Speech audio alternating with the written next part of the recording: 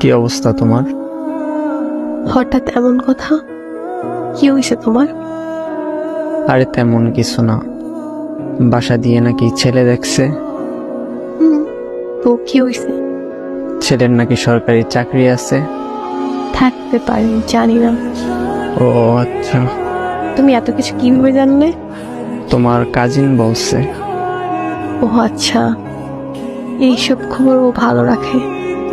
তোমার পরিবার তো মনে হয় রাজি। কি করবে এখন? আমাদের সম্পর্ক কি এখানেই সমাপ্তি?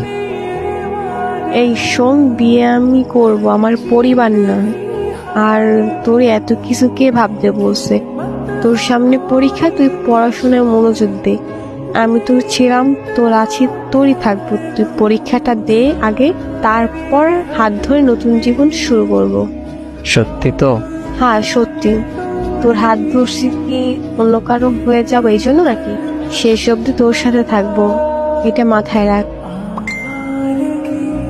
পড়তে যা এখন। আচ্ছা।